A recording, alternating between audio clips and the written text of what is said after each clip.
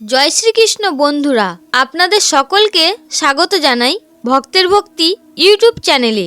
বন্ধুরা, আজ এই ভিডিওতে ভগবান শ্রীকৃষ্ণের বলা দুটি এমন বিশেষ সময়ের উল্লেখ করতে চলেছি, যে দুটো সময় যদি ভগবানের কাছে প্রার্থনা করা হয় তাহলে ভগবান সাথে সাথে সেই প্রার্থনা শোনেন এবং সাহায্য করেন। এই দুটো সময়ের কথা স্বয়ং ভগবান শ্রীকৃষ্ণ নিজে তার এক ভক্তকে বলেন। বন্ধুরা, আমাদের প্রত্যেকের জীবনে এমন কিছু সমস্যা আসে, এমন কিছু ঘটনা ঘটে যা আমাদের একেবারে ভেঙে চুরে দেয়, আর আমরা জীবনের কাছে হার স্বীকার করে নিতে থাকি। দুঃখে ব্যথিত হয়ে নিজেকেই নিজে দোষারোপ করতে থাকি। সমস্যায় জীবন ভরে উঠতে থাকে, কিন্তু তার থেকে বেরিয়ে আসার কোনো পথ খুঁজে পায় না। এমন অবস্থায় মানুষ যখন অসহায় হয়ে পড়ে, তখন সে বুঝে উঠতে পারে না যে তার কি করণীয়। আজ আমি আপনাদেরকে এমন একটি উপায় বলবো যা আমাদের সকল সমস্যার সমাধান করবে। তাই আজকের এই ভিডিওটি অবশ্যই শেষ পর্যন্ত দেখুন। আর আজকের এই ভিডিওটি দেখে যদি উপকৃত হন তাহলে অবশ্যই একটি লাইক করবেন এবং সবাইকে শেয়ার করবেন, যাতে তারাও ভিডিওটি দেখে উপকৃত হয়। এবং আপনারা যারা এই চ্যানেলে নতুন, তারা অবশ্যই চ্যানেলটি সাবস্ক্রাইব করুন এবং বেল বটনে প্রেস করুন এরকম আরও অনেক নতুন ভিডিওর নোটিফিকেশন পেতে, এবং কমেন্টে জয় শ্রীকৃষ্ণ লিখতে ভুলবেন না। বন্ধুরা, একবার এক কৃষ্ণ ভক্ত সাধক ভগবান শ্রীকৃষ্ণকে প্রশ্ন করলেন, হে প্রভু, এমন কোনো বিশেষ সময় আছে কি যখন তোমাকে স্মরণ করে প্রার্থনা করলে মানব জীবনের সকল দুঃখ দূর হবে? প্রভু, এমন কি কোনো বিশেষ সময় আছে যে সময় যদি তোমার প্রার্থনা করা হয় তুমি সেই প্রার্থনা সাথে সাথে শুনতে পারো এবং সাহায্য করো? তখন পরমেশ্বর ভগবান বললেন, যদি কোনো ভক্ত আমাকে দুটি বিশেষ সময় স্মরণ করে তাহলে আমি তার দুঃখ কষ্ট হরণ করি এবং তার উপরে আমি অত্যন্ত খুশি হই। বন্ধুরা, এই দুটো সময় কি তা জানার জন্য একটি ছোট্ট কাহিনী অবশ্যই শুনুন। একটি শহরে এক ধনী ব্যক্তি ছিল। ব্যবসা বাণিজ্য, অর্থ বৈভব, সম্মান কোনো দিক থেকেই তার কোনো কমতি ছিল না। সকল প্রকার সুখ সম্পত্তি ছিল তার নিত্য নৈমিত্তিক জীবনের সঙ্গী। কিন্তু হঠাৎ করে এক সময়ে তার এই বিলাসবহুল জীবন কোনো এক ঘটনাচক্রে ভেঙে চুরমার হয়ে যায় এবং সমস্ত বিষয় সম্পত্তি, ব্যবসা, অর্থ সবকিছু হারিয়ে যায়। যা কিছু এতদিনে উপার্জন করেছিল সবকিছুর সমাপ্তি ঘটে। এমন অবস্থায় সে মনের দিক থেকে একেবারে বিষাদগ্রস্ত হয়ে পড়ে আর মনে মনে ঠিক করে ফেলে, এ জীবন আর রেখে লাভ কি? মরে গিয়ে মুক্তি পাওয়ার জন্য প্রস্তুত হয়ে পড়ে সে।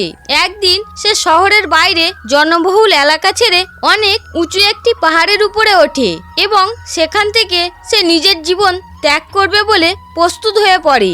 আর তার এই ঘটনা এক সন্ন্যাসী লক্ষ্য করেন। তখন সেই সন্ন্যাসী তার কাছে এসে তাকে জিজ্ঞাসা করেন, বাছা, তুমি কে আর কেনই বা তুমি আত্মহত্যা করতে চাইছো? তখন ওই ব্যক্তি তার জীবনের সব ঘটনা ওই সন্ন্যাসীকে বলেন। একটা সময় ছিল যখন আমি অনেক প্রভাবশালী, অনেক ধনসম্পত্তির মালিক ছিলাম, কিন্তু এখন আমার কাছে আর কিছুই নেই। জীবন শেষ হয়ে গেছে আর এই জীবন নিয়ে বেঁচে থাকা অনেক কঠিন হয়ে পড়েছে। তাই আমার আর এই জীবনের ভার বহন করার ক্ষমতা নেই, আর আমি তাই এই আত্মহত্যার পথ বেছে নিয়েছি। তখন ওই সন্ন্যাসী সেই ব্যবসায়ীর সব কথা শোনার পর তাকে বললেন, জীবনে সময় কখনো কারোর একরকম থাকে না। কাল সহজ ছিল, আজ কঠিন। আর বিশ্বাস রাখো পরমেশ্বর ভগবানের উপরে। এমন একটি উপায় আমি তোমাকে বলে দিচ্ছি, যা নিয়মিত পালন করতে পারলে ধীরে ধীরে তোমার সকল সমস্যার সমাধান ঘটবে।